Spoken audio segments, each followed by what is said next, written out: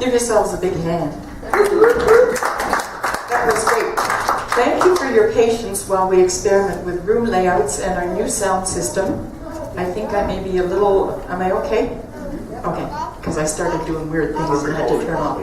I am perfect, holy complete. So that was one great power, and it is one great power, and it's a perfect segue into this morning, Power Talks. And what Power Talks is that each of our practitioners is going to give you a 5-minute power talk about this teaching and how it is for them.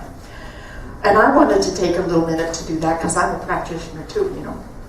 And power really spoke to me, and what I wanted to tell you about was our New Year's Day burning bowl ceremony and what that was for me. I've done it many times before, and what I have always released year after year has been judgment. Every year comes December 31st, I take a look and I realize I got more judgment to let go. Get surprised.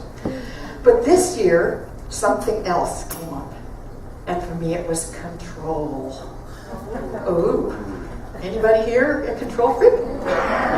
Anybody here not a control freak? Has anybody here ever been irritated by something else somebody else did? You're a control freak. So what I realized is that teaching that we have, that everything out there that is mirroring to us, anything that's bothering us, anything that we love out there, is giving back to us our consciousness. And so as I realized that, so I went into the burning bowl ceremony saying, I'm going to let go of control this year. And I didn't just write the one word like I usually did. I took that little piece of paper and I wrote an essay on it. I overwrote it, I wrote it on angles, I wrote on the other side, I wrote everybody, you know, that I'm going to release control. I finally did that, I took it and I put it in the flame, and isn't it amazing how instantly that disappears? It's like... the sound effects. Oh, that's control. Yeah. So it just disappeared. So then, but the big thing for me is it came time to pick up my rock. And there was any number of rocks of all sizes, shapes, dimensions, colors. And you know me, I kind of like attention. I like, you know, stuff. I said to myself, no, I'm going to find the most sedate little rock I can find. So I found a little white rock about 1 inch by ½ inch, and I said, that's my little tiny inconspicuous rock. And I looked on the other side of it, and the word was power. And I said, what a hit upside the head from the universe that is. Because the minute you give up control, you come into your power. See, because control is control over something. Control over somebody, control of something. But power is just power. And we sit in that power, and it's ours, and it's natural, and it flows to us, and yahoo! So that's all I wanted to say about power. And I would like to introduce next practitioner, power practitioner Ken, with his power talk. Ken Searle.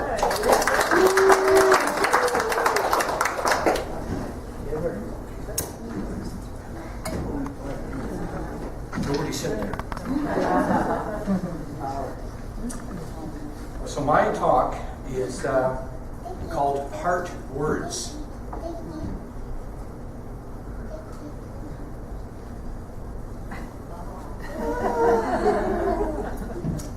I love these guys. I love Bob and Jack. And I love Stephen. He's kind of a joker, and I love him. So who's it going to be this time? It doesn't matter. I'm going to get one of them. I always do. I love these women. I love older women. I love professional women. I love stay-at-home moms. I love the way they're always putting their family first. I love the way that they are always more concerned about their husbands and me getting to them first. I love these women. And I will tell you, it doesn't matter. It's all about me. No matter what they do, I will claim them. The women They have no idea I'm coming after them.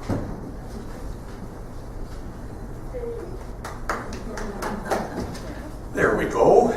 I think I left a little bit to be desired, but I saw that about 3 weeks ago on TV, and you may recognize it as the new commercial or the new campaign for Heart and Stroke Foundation. And they're telling us to take action now. Make death wait. Woo, pretty big business. Now they're saying this for a reason. According to their statistics, 1 out of 3 males are taken before their time.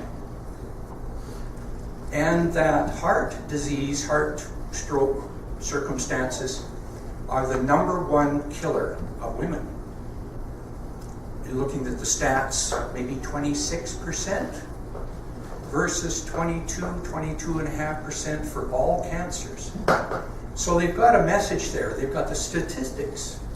They've also got some statistics. 8 out of 10 of us know that we should be eating better. We need to, cut back on weight, and we got to stop smoking and all of that stuff. There's nothing really new about that. And so when they say, please support us, please donate to us, so we can improve our life-giving research, that's where they're coming from. That supposedly this money that we will donate will allow them to guide us in bigger ways. But what's the problem? Is it something outside of us, or it's something inside of us? And we always say, yeah, I'll get around to it, I'll eat better, and exercise, I got myself a place at the gym there, and all of those sorts of things. Gosh, but I just don't have the time. I lack time. That's our vision. And what we're seeing out there in our mortality circumstance is showing us exactly what we believe. We believe in whatever, appearances and all that stuff. And we also believe that we don't have the thing that can help us. So that is kind of the human circumstance. And now I'm going to offer the metaphysical view. Ernest Holmes. Excuse me. That was rather defiant, wasn't it? Anyway, Ernest Holmes. Almost every case of heart trouble can be traced to thoughts of strain and inharmony. Sometimes to disappointment or disagreement with a loved one, or to a feeling of loss from financial reverses. A belief that we can be in a position from which God absents himself. We reiterate, a remedy for all heart trouble is love. The heart is known as the center of love, which is the healing balm for every inharmonious thought. As we recognize our oneness with infinite intelligence, as we recognize it, we are set free from uncertainty and pain. As long as we realize that our heart is a living center through which the love of God flows to bless eternally, not only our own lives, but the lives of all whom we contact. As long as we realize this, our heart cannot be troubled. Now, thanks to Reverend Pat, because I chatted about this talk, in a conversation, and she said Emily Cady. Now, I didn't know Emily Cady. It tweaked a memory there, but it led me to Emily Cady. And she was a New Thought writer in 1896.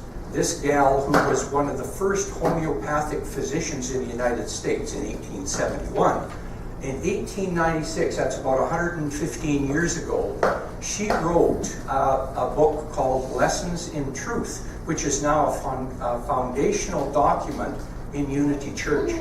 And here is what Emily Cady said about heart trouble. There is nothing the human heart so longs for, so cries out for, as to know God. At the great heart of humanity, there is a deep and awful homesickness that never has been and never can be satisfied with anything less than a clear, vivid consciousness of the indwelling presence of God, of Spirit. This inner hunger is the heart's cry after God. So, there's a lot of lovely stuff in this book. I pored over it for 3 days. I've got about 30 seconds. I'm going to just offer. She offered. It's a beautiful thing, and it's not all dusty. I just ran it off on the computer. But she denied 4 common human error thoughts, and they all pertain to this issue of heart trouble. There is no evil. Ring a bell? It is all good. God is never absent. God is always present.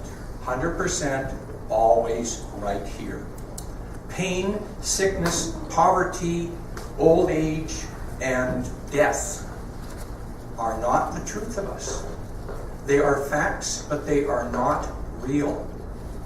Not real, no power. They do not have power over us. They do not master us. So there. There is nothing in the universe that we need fear. God is the one presence, the one power, and only that for good. Spiritual principle. It is through our daily spiritual tools, our humble meditation in the morning, our reading at lunch, our reading of a journal. It's through meditation. It's through journaling, visioning, affirmative prayer, setting intentions, all the stuff that we do here, taking classes, lovely music that uplifts us, all that stuff, taking classes. Those are the steps for us to address this issue of heart trouble and lead us home. Thank you.